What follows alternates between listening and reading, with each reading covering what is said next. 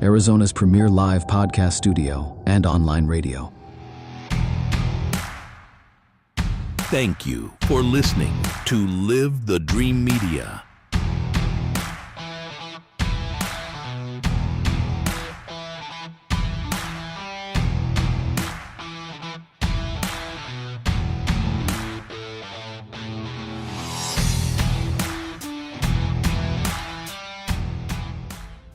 Does your ordinary radio feel a little limited? If you're looking for a new way to listen, it's time for a fresh start. Introducing the Live the Dream Media app, your premier destination and a new level up for digital radio. Over the last 2 years, we've found new ways to ensure your digital radio experience is the best it can possibly be. From live podcasts that spark new perspectives to a 24/7 soundtrack of live music, and even our built-in merch store. We've built a platform that is convenient, high quality, and simple to navigate. But we're only just getting started. Catch all of our shows weekly and join the Live the Dream Media family today and help us change the airwaves forever. Download it for free on the App Store or Play Store today. Live the dream. The dream starts now.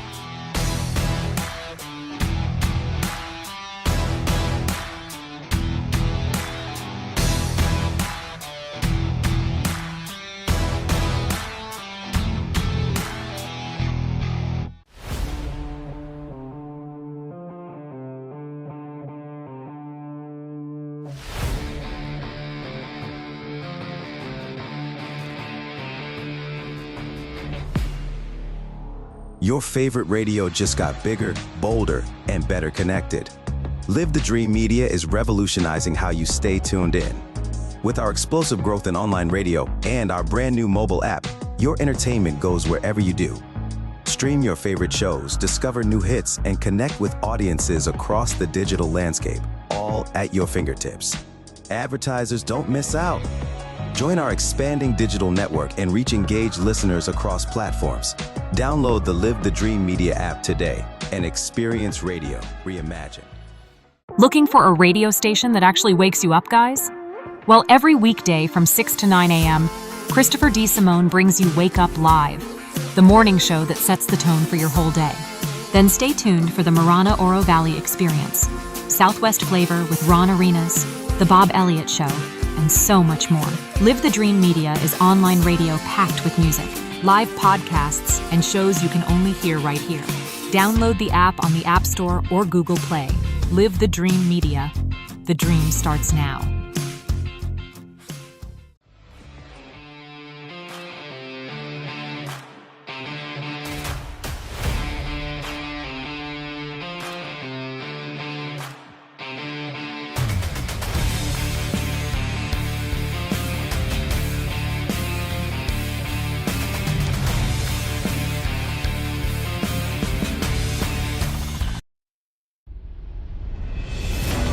The Live the Dream Media Network is proud to host an Arizona legend.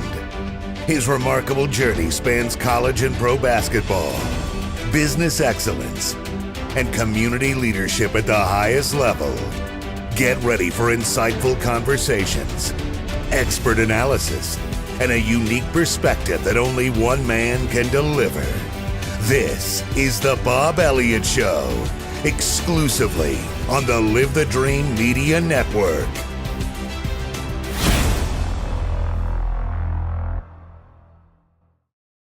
Welcome to the Bob Elliott Show. You know, we like to highlight either celebrities and who they are as a person or a nonprofit in our local community. So that's what we're going to go with today. So our guest today from the Special Olympics program is Nicole Sevinsky. She's the Coronado area manager. So welcome to the Bob Elliott Show, Nicole. Thank you for having me. So trying to learn a little bit about Nicole as a person first. So let's go back, find out, where you were born, raised, maybe some memories of schools, etc. Mm-hmm. So I was actually born and raised here in Tucson. I grew up right at Thornydale and Ina. Okay. And then we moved so I was Marana School District, and then we moved when I got into middle school, went through cross, and then finished with CDO. And then I wanted to stay in Arizona. I didn't want to go out of the state for college. And I also did competitive dance, and so I decided to join GCU, and I was on the dance team there for the first year. Loved it, had a great time. And then I came back and did some online for the last 2-ish years. And then I started working back at CDO, where I went to high school. So. Okay. The GCU, so just to make sure, acronyms, Grand Grand College. Canyon, Grand Canyon University, Yes. Uh-huh. Good. And you were talking earlier, we were meeting that you majored in. Special education. Okay. Yeah, so when I came back, I worked at CDO, or Kenya Del Oro High School, in the life skills department, which is for students with special needs, or intellectual disabilities, to be precise. And we're going through, like, not necessarily working on making sure they knew all their multiplication, but how they can live a fulfilled life. So are they able to do their laundry? Are they able to decide what they want for dinner, make a grocery list, get those things, and then cook safely, things like that. So that's what we were working on with them. We had life skills math, life skills just in general, like for like how to make a bed, how to do laundry. And then we have careers, which they went into a coffee shop we had on campus and worked on stamina and things for when they got a job. And then we also had life skills English, working on those reading skills of, like, can you read a menu? Can you read the website that's telling you where to go for your doctor's appointments? Things like that. So with that kind of a background, is that what led you into becoming involved with Special Olympics? Oh, yes. Yeah, 100%. So I mean, you hear about Special Olympics, you see videos of, like, the athlete who was the manager of the basketball team got to come out and make the last shot, and everybody goes crazy, you know? So, like, you hear about it, but it's not something you necessarily know very much about. But when I came back and worked with CDO, they had an established delegation or team, and they competed in a couple different sports. But with my background of competitive dance and palm line specific, it's very similar to cheer. And so I started coaching the CDO Special Olympics cheer team, and I did that for about 6 years. And it was really fun. I also volunteered with the other sports that CDO did, but my focus was definitely cheer.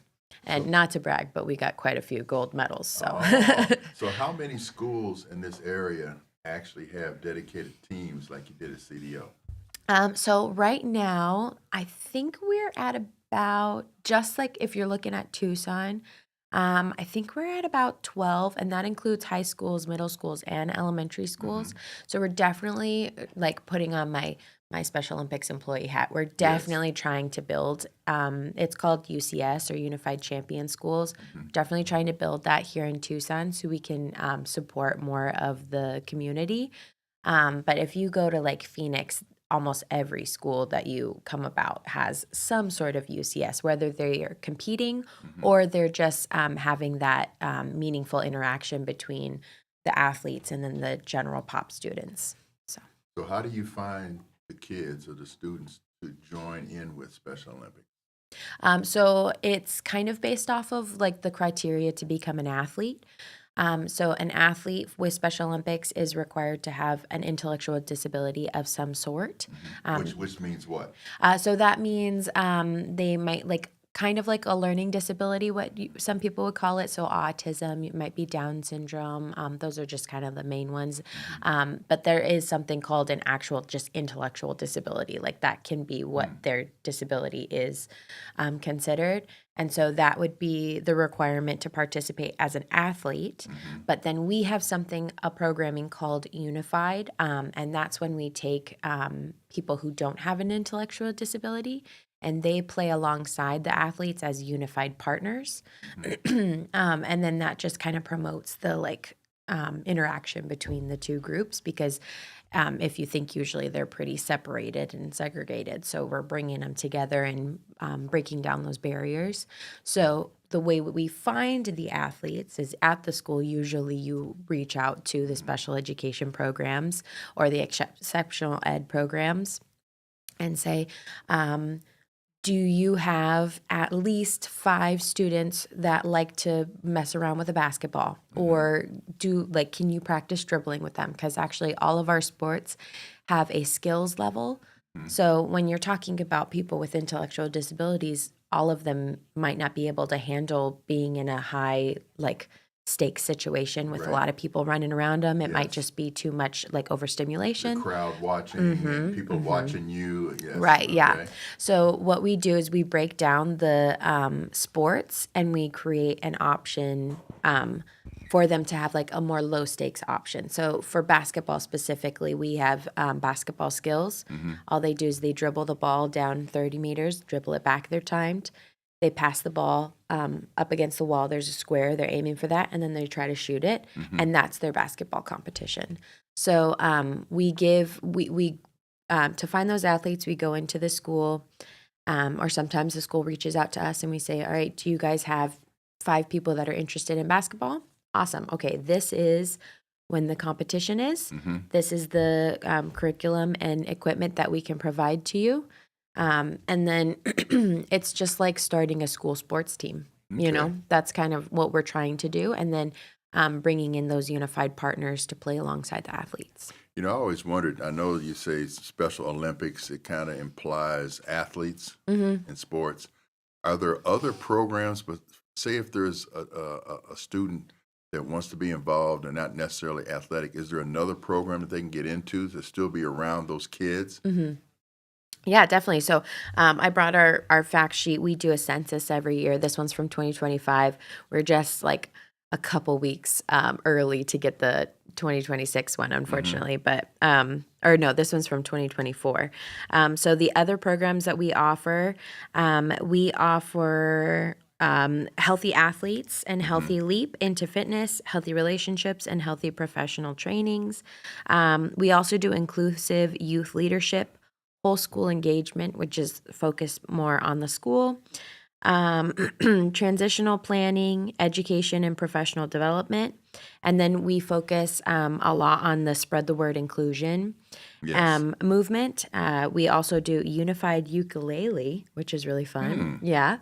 And then we actually do unified esports. So them going on and playing the video games, but playing as a team. So Special Olympics is a sports-based organization. That is our main focus. But we do have a lot of other opportunities for someone who might not be sports inclined. Right.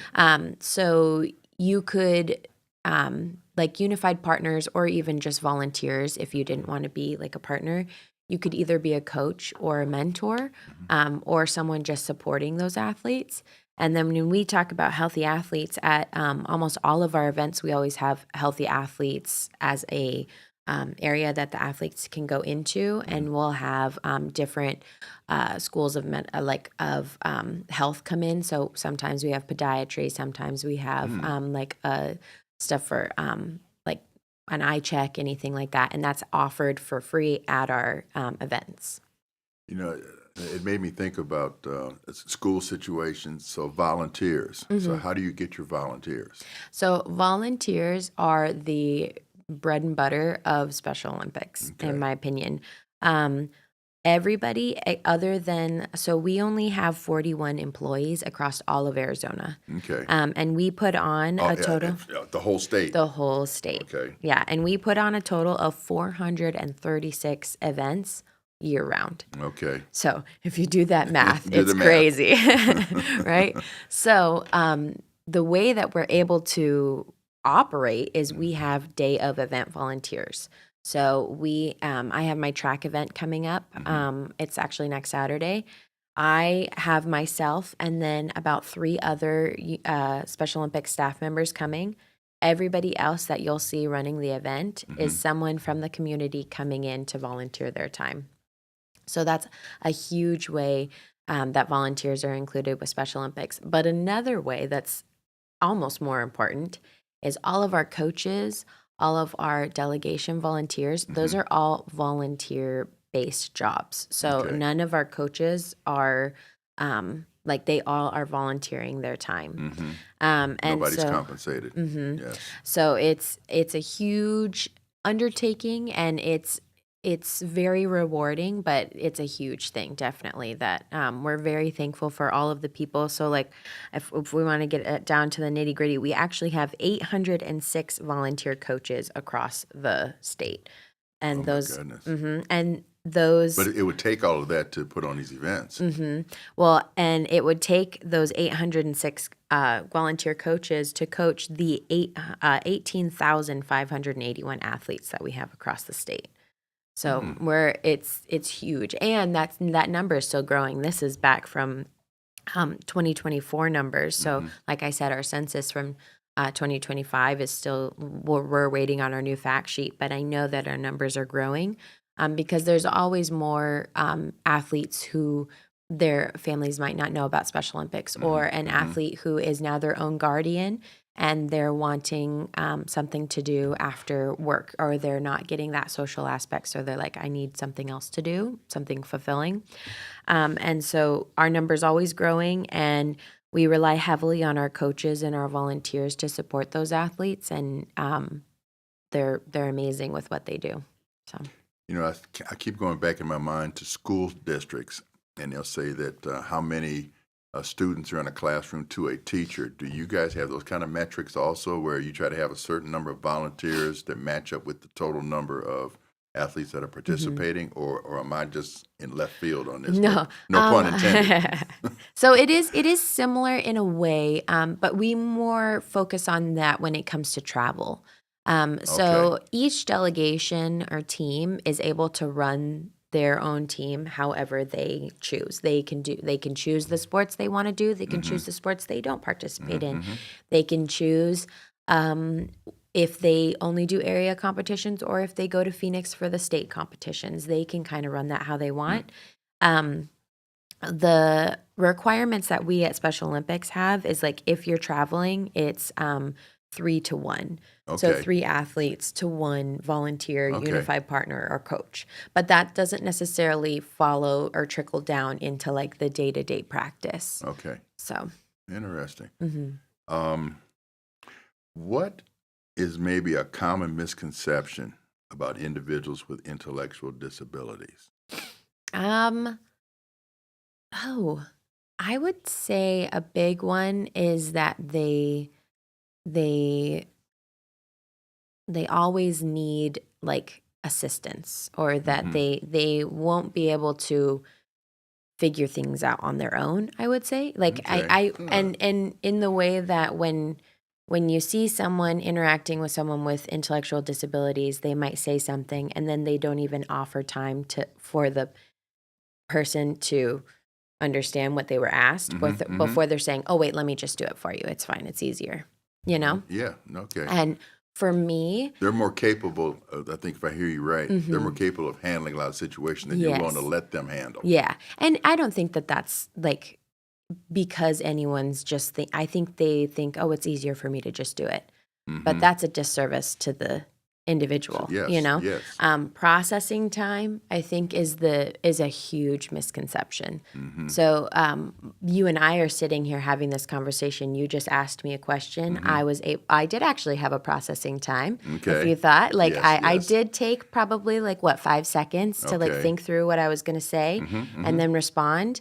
But I was actually thinking through how I was going to explain my question. Right. If you take someone with an intellectual disability, their processing time often is double what mine would be. Okay. Because not only are they processing how they're going to respond, they have to process your question. Okay. So they have to listen to your question, think in their head, okay, what are they asking? And then they have to say, okay, what's the answer? So if my processing time was 5 seconds for that question, you would want to give 8 or more seconds of processing time. And I think a lot of people are just so like, let's go, or like, this is easier for me. Whereas, like, just slow down and say, like, do you understand the question that I'm asking? Or if you're saying, hey, can you put these papers in alphabetical order? And they're like, they might just sit there. Can you put them in A to Z, in order from A to Z? Like, just reframe it or rephrase it, and they might understand it that way. And I'm not saying that they're not going to ever need help, but I think that's a big misconception of, like, that they just don't understand what you're saying. Like, You need to give them time to process it, and also Right. give them time to ask if they don't understand. Because a lot of them are able to self-advocate and say, that was a little confusing. Can you explain that for me? It makes me think that if you're interacting with an individual that has intellectual disabilities, that you have to be patient. That's the word I keep thinking of. Be patient. That don't rush the situation. Give that individual time to process, time to think, and just be patient. I just hear the word patient. Yeah, I'd say patient and give grace. And give grace. Yeah. Okay. Because I've been working now with individuals with intellectual disabilities for about 8 years. And that's like working side by side, working with them, working for them, supporting them, different things. And it has fully changed my outlook on life. I now think, like, if someone's maybe interacting with me in a weird way or giving me a weird, like, we used to say in the classroom, you're giving me weird thoughts, because it doesn't necessarily, because you're being weird doesn't always make sense. But if I say you're giving me weird thoughts, that kind of makes more sense, you know? Okay. So if someone's giving me weird thoughts, I think I give them a little grace. Right. Maybe they missed their alarm this morning. Okay. Maybe they spilled their coffee on the way to work, and that's ruining their day. Well, someone who doesn't have an intellectual disability, they might be a little disgruntled, but that's not going to, like, throw them off. Throw them off, right. Whereas if you work with someone who has an intellectual disability, when their routine gets thrown off, they are not able to bounce back. And so you need to be able to think through, like, what's causing this and how can I give grace to help them through this and move past it. And like I said, it's just changed how I think through things for myself, the grace I give myself, the grace and patience I give others, Right. all those things. So in your 8 years being involved with Special Olympics, is there a moment that comes back to you that is really monumental for you to always think of? Or a person? Ooh, person or a thing. I would say a person. Okay.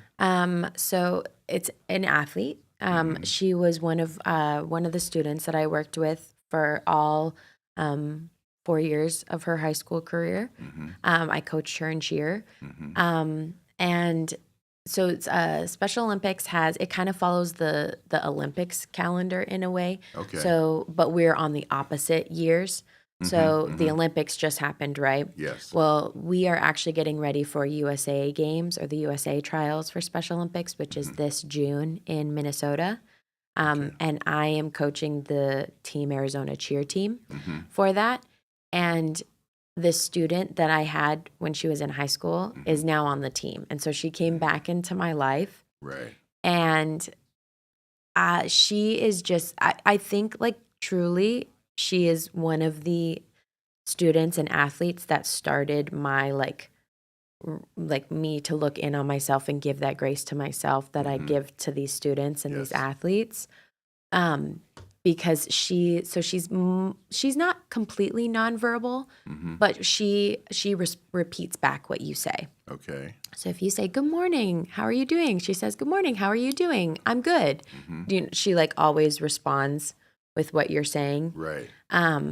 And, like, you have to give her that time, and sometimes more words makes her more stressed, and so you always have to be very calm and, like, thinking through the different things that, like, the environment. And every time that I see her, every time I interact with her, she just makes me so happy. She so I go. I see you smiling when you're talking Yes. about it. Oh, I love her so much. She's probably one of my favorite people in the whole world, to be honest. And I go by Coach Nikki. Right. And she calls me Coach Mickey because she can't say Nikki. It's just my favorite thing. Every time I say, "Hey," she goes, "Hi, Mickey," like, all happy. But she's probably one of my more happier things of, like, the people that I've met through Special Olympics. Like, she just I think she's so resilient. She amazes me at the things that she can do. And sometimes even I do the thing of like, oh, I don't know if she'll be able to do this, and Right. then she's just like, look at me Yeah. doing this, and I'm like, oh, I just did the same thing that I'm saying is a Right. big, you know. So she's just amazing, and she's always teaching me new things, and she's just a joy. Oh, it comes through. It comes through in your face, comes through in your tone, how much that relationship is. It's special. Yeah, You can see that. she's awesome. So on a global area, so what's the core mission of Special Olympics? Like what is the core mission? So our athlete oath is actually let me win, but if I cannot win, let me be brave in the attempt. So we say that at the beginning of every sporting event. That's on most of our shirts, like the volunteer shirts get that. Yes. And that's kind of like, if you get down to the nitty gritty, that is what it is. We're providing sporting opportunities and also the social aspect to a group of people that don't necessarily get that opportunity. So if you think back to like when you were in school, like you told me that you did basketball and other sports. So you were on probably your varsity basketball team. Yes. Did you ever have someone who had an intellectual disability on your varsity basketball team with you? Good question, Nicole. I don't think so. But, when you're on a team, sometimes you do not go deeper into your teammates' lives and what they're about. For example, you might not know what kind of a school class schedule they have. True. Now, where I grew up, they used to have English and math broken out into 4 different levels: 2, 3, 4, and 9. 9 was like advanced placement, going all the way down to 2, which was you needed some more help and some more work. I never knew on my teammates what level they were at in English and math. You just knew that it was your teammate. Yeah. And we're here for a common goal, which is to do the best we can as a team and to win the game and feel good about ourselves. Yeah. So, no, I don't think that we ever, I mean, one of the things that got me just recently, I started thinking about how I not only did not know the intellectual capabilities of some of my teammates, I didn't know anything about them. I didn't know what their passions were. Outside of practice. Outside of practice. I didn't even know what religion they were. It just hit me the other day, some of the things that were going on, that the Sussman brothers, which now you think about Sussman, right, with the dark curly hair, where they were Jewish. You never thought about that. Never thought about it all. Because that's not what you were there for. No, you were there for the sport. one played French horn, the other one played trumpet. Okay, that's all I knew was, hey, you do your job. Y'all put down what you have to do, and so you end up getting together. I think that's the thing I like about sports. Anyhow, you drop all of everything else because you come to a common goal, which is we're teammates. And I think that's the difference between team sports and individual sports. So with that in mind, with the Special Olympics, are there more team sport oriented activities or more individual? Like I think individual track, I'm running a 100-yard dash, That's more of an individual. Right. But if you're in a 4x100 in a relay, you're counting on everybody doing their job. Do you guys have those types of differences in terms of the competition that the athletes have? So we provide 22 different sports all across Arizona, and that's just the sports that Arizona specifically supports. So Special Olympics as a whole has a bunch of different sports, but we do, and I do have the list, but if we're looking at like individual versus team, we do have the track. We do basketball.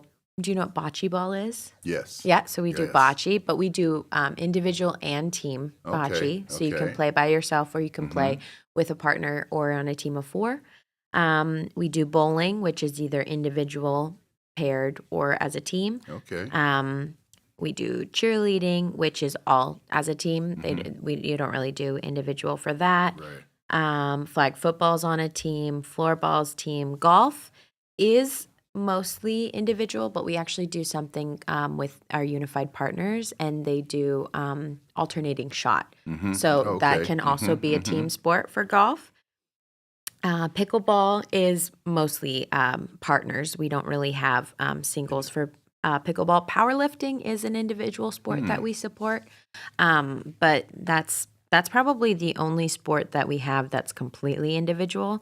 Because like even for swimming, we offer those relays that happen. Right. And then soccer's together, softball's together, volleyball's on a team. So I would say that most of our things are team-based, but we do offer individual opportunities within those sports. So like if you wanted to do swimming and your event is butterfly, you could do the 100 butterfly, but then you're also on the relay team and Right. you're the one who does butterfly. Yeah. Okay. So it's a little bit of both, but I would say more team than individual. Okay. Hard question. I'll tell you that up front. What keeps you committed to the mission when you're having one of those hardest days? So I was actually I'm planning for my track meeting or my track event, and I'm trying to go through to make sure, because as an event planner, like you want the event to run on schedule. You don't want things to get behind, and our event always runs late. And I'm like, oh, what is it? Why does that happen? Why, you know? And because I didn't do track in school, but one of my coworkers did, and she was telling me that sometimes she wouldn't get her medals or her awards until the bus ride home, because Okay. like you were there to compete.